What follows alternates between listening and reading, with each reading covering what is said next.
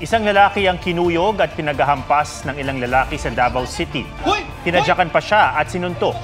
Ang misis ng lalaki nagmakaawa at umawat sa mga galit na lalaki. Natigil lang ang gulo nang dumating ang mga pulis at pinusasa ng mga sangkot.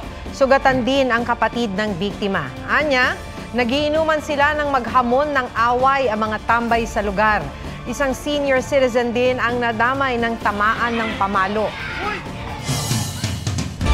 Binabantayan ng Provincial Health Office ng Marinduque ang lagay ng mga taong nagkaroon ng contact sa mga kambing na nagpositibo sa Q fever. Karaniwang sakit ng hayop ang Q fever pero pwede ring mahawa dito ang tao. May report si Bernadette Reyes.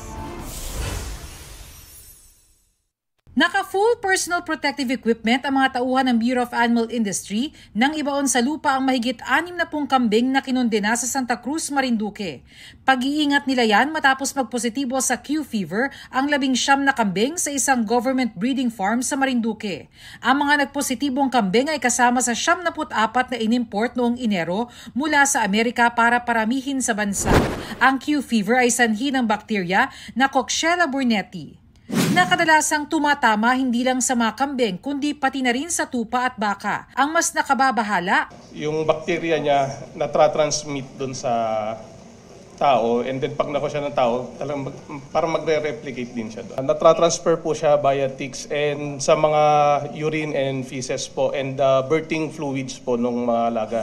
Mahigpit ngayong binabantayan ng Provincial Health Office ang lagay ng mga taong nagkaroon ng contact sa mga kambing na may Q fever. Ayon sa Department of Health, karaniwang lumalabas ang sintomas sa mga tao 2 hanggang 3 linggo matapos ma-expose. Kabilang sa mga sintomas ang lagnat, fatigue o sobrang pagkapagod, sakit ng ulo, ubo, pagkahilo at pagsusuka. Mas mainam daw na iwasang makihalubilo sa mga hayop na hinihinalang may Q fever. Sakaling na-expose, agad kumonsulta sa doktor. Nakapasok man na sa bansa ang Q fever, siniguro naman ng Department of Agriculture at Bureau of Animal Industry na ginagawa nila ang lahat para maiwasan ang pagkalat nito. Bukod kasi sa kambing, maaari ring mahawang ibang hayop gaya ng tupa, baka at kalabaw. Ayon kay Agriculture Secretary Francisco Chu Laurel Jr., napakaseryoso na nangyari at tiniyak niyang gagawin nila ang lahat para hindi maapektuhan ang kalusugan ng mga Pilipino. Pinapa-preventive suspension din niya ang ilang opisyal ng Bureau of Animal Industry habang iniimbestigahan ang nangyari. Initial review will be out very soon at magkakaroon agad ng aksyon. Inutos din ni Chu na i-condemn ang lahat ng mga hayop na na-expose din sa mga infected na kambing sa isang pasilidad sa Pampanga. Kung ligtas pa bang kumain ng kambing, sabi ng BAI, safe pa rin po, basta make sure po natin lagi na yung mga kinakain natin is naluto ho natin mabuti. Hindi raw nababahala ang ilang nagtitinda ng kambing. Malinis ang kambing namin. Basta ginisa mo siya, ma'am, takpan mo, pakuluan mo. Bernadette Reyes, nagbabalita para sa GMA Integrated News. Ginawang racetrack ang Marcos Highway at nambulabog ng mga residente ang ilang sasakyang iligal na nagkakarera roon. May iba pang motorsiklong humarang sa highway para walang ibang motoristang makadaan. Isang residente ang nagsumbong sa pulis. 2 inabandonang motorsiklo ang na-impound. Isa sa mga ito ang tinubos na. Di patukoy ang 2 kotseng nagkarera dahil hindi naplakahan. Isang Pinayang kabilang sa mahigit 1,000 nasawi sa Islamic pilgrimage na Hajj sa Saudi Arabia. Ayon sa Department of Foreign Affairs, pumanaw ang Pilipinang nakabase sa Riyadh noong June 16 dahil sa heat stroke. Sa tala ng National Meteorological Center ng Saudi, 51.8 degrees Celsius ang maximum temperature sa Grand Mosque sa kasagsagan ng Hajj. May team na raw ang DFA roon para tulungan ng mahigit 5,000 Pinoy na lumahok sa Hajj. Ang Hajj pilgrimage ang ika-5 pilar sa relihiyong Islam at isa sa pinaka-importanteng paraan ng pagpapakita ng kanilang pananampalataya. Sinabi ng Malacanang na hindi may tuturing na armed attack ang agresibong aksyon ng China sa resupply mission ng Pilipinas sa West Philippine Sea. You know, this was probably a misunderstanding or an accident. We are not yet ready to classify this as an armed attack. A question about the invocation of the Mutual Defense Treaty. It has not been considered in our discussions. Dahil dyan, hindi pa raw kailangan i-invoke ang Mutual Defense Treaty natin sa Amerika Taliwas sa paniniwala ni maritime expert Professor J. Batumbakat. Pero ayon sa Malacanang, cause of concern para sa Administrasyong Marcos ang pinakahuling ginawa ng China Coast Guard sa ating mga sundalo. Isa raw ito sa mga dahilan kaya nag-convene ngayong araw sa pangalawang pagkakataon ang National Maritime Council. Sinampahan na ng reklamong qualified human trafficking si suspended Bamban Tarlac Mayor Alice Guo at 13 iba pa kaugnay ng Pogo Raid. Isinampa ng Presidential Anti-Organized Commission o PAOK at PNP-CIDG ang criminal complaint laban kay Guo at ilang business partners niya. Kabilang sa sinampahan ng reklamo si dating Technology and Livelihood Resource Center Deputy Director General Dennis Cunanan na may koneksyon umano sa Pogo sa Porac. Iniahanda ng DOJ ang Immigration Lookout Bulletin Order laban sa mga inirereklamo. Wala pa raw kopya ng reklamo ang kampo ni Guo at Cunanan. Sabi ng kampo ni Guo, handa siyang humarap sa mga reklamo at tiyak silang wala raw sapat na ebidensyang mag-uugnay sa kanya. Sabi ng abogado ni Cunanan, di raw alam ng kanyang kliyente kung paano siya nadawit, lalo't consultant lang daw siya at hindi bahagi ng pang-araw-araw na operasyon ng Pogo. Sa pool sa CCTV ang pang-hold up ng lalaki sa isang tindahan sa Bacolod City gamit ang screwdriver. May spot report si Jomer Apresto. Sa unang tingin ay normal na customer lang ang lalaking yan sa isang tindahan sa Bacolod City. Pero pagkaabot ng sukli ng kahera, bigla siyang tinutukan ng lalaki ng screwdriver. Natangay ng sospek ang 3,000 pisong cash. Patuloy siyang tinutugis ng mga pulis. Binugbog at pinalo raw ng kahoy na may pako at bote ng alak ang lalaking nangangalakal sa Maynila. Ayon sa mga pulis, napagtripan siya ng 6 na lalaking nakainom daw.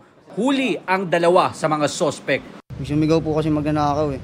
Ngayon bigla na marami na pong gumulpe. Humingi po kami ng pasensya sa tao na sakta namin. Ayon sa biktima, mga nakausling bakal ang nilalagari niya noon sa kanal. Nakipag-areglo na raw sa kanya ang mga sospek. Jomer Apresto nagbabalita para sa GMA Integrated News.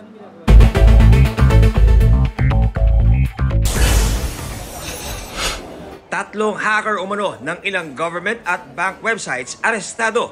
Isa sa kanila, si alias Kangkong, na nagsabing ang tech editor ng Manila Bulletin na si Art Sabaniego ang isa raw sa nag-uutos para manghack at palalabasing nabigyan ito ng tip tungkol sa hacking at vulnerability ng isang website na kanya namang isinusulat. Itinanggi ni Sabaniego ang aligasyon, pero sa hacking sa Wansambayan, si alias Kangkong nga raw ang nagbigay ng impormasyon sa kanya. So ang ginawa ko nung nalaman ko na may vulnerability, tinawagan ko kagad yung kakilala ko mga taga-One Sambayan. Hindi ko pa sinulat ng June 12. Nung nalaman ko na na-fix na nila, sinulat ko siya ng June 13. Ayon sa NBI, ipapasumpi na nila si Sabaniego. Sinabi naman ng Manila Bulletin, sumusunod sila sa batas at inaatasan din ang empleyado nila na maging masunurin din. May nilad customer sa ilang lugar sa Imus, Cavite at Caloocan, may matatanggap na rebate. Iniutos ng MWSS sa Manila na ibalik ang singil sa panahong may problema ang kalidad ng tubig doon. Dating Negros Oriental Governor Pride Henry Teves, itinangging sangkot siya sa anumang terrorist acts. Hindi rin daw siya nagtatago sa batas. John Consulta, nagbabalita para sa GMA Integrated News. Bukas na ang Cavitex C5 Link Sukat Interchange para sa biyaheng Cavite-Parañaque. Pinasinayaan ito ni Pangulong Bongbong Marcos. Ang dating 1 oras na biyahe, aabuti na lang daw ng ilang minuto. Mahigit 20,000 sasakyan ang tinatayang makikinabang dito kada araw. Sa loob ng 30 araw, wala munang babayarang toll. Pinangunahan din ng Pangulo ang groundbreaking ceremony para sa Cavitex Calax Link at ang Cavitex C5 Link Segment 3B. Kinumpirma ng Armed Forces of the Philippines o AFP ang pagdaan ng 4 na barko ng China kabilang ang 2 warship sa Balabac, Palawan. Dumaan ang 2 destroyer, 1 frigate at 1 replenishment oiler ng Chinese People's Liberation Army Navy sa loob ng 12 nautical mile territorial sea ng Pilipinas at nabidyohan malapit sa Onok Island noong June 19. Sabi ng AFP, ni-radio challenge ng Philippine Navy ang mga Chinese vessel na sumagot naman daw. Pero dinadaanan naman daw talaga ang Balabac Strait ng international vessels. Sa Ayungin Shoal naman, na-videohan noong June 12, Araw ng Kalayaan, ang pagpapaalis ng China Coast Guard sa mga Pilipinong naka-rubber boat mula sa BRP Sierra Madre.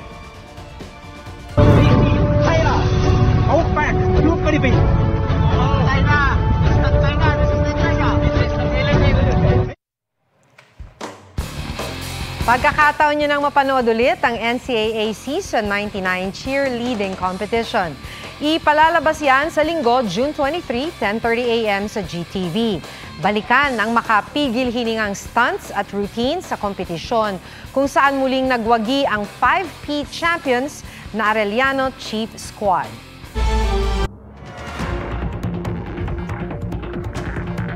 Pinanood na lang ng mga residente ang pagguho ng bahay na yan sa China. Nangyari yan sa kasagsagan ng landslide dulot ng malalakas na ulan sa Anhui Province.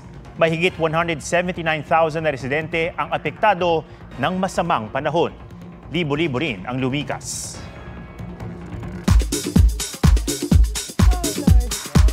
Matapos lumabas ang Military, Jin ng BTS nagpahiwatig na maglalabas ng solo album. Ang ARMY nagbigay ng nickname sa new album ni Jin na KSJ1.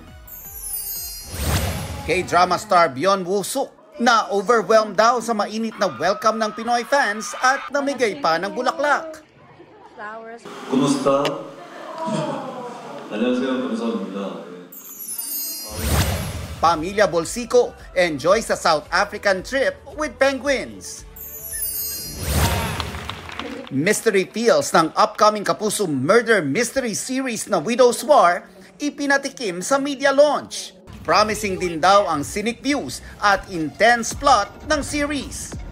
Yes, totoo. Kasi most of our locations medyo malayo. Mga La Union, Bataan, Batangas. Napaka-challenging, pero okay yun. Gusto ko yun kasi at least very different from what I've played before. Nelson Canlas nagbabalita para sa GMA Integrated News.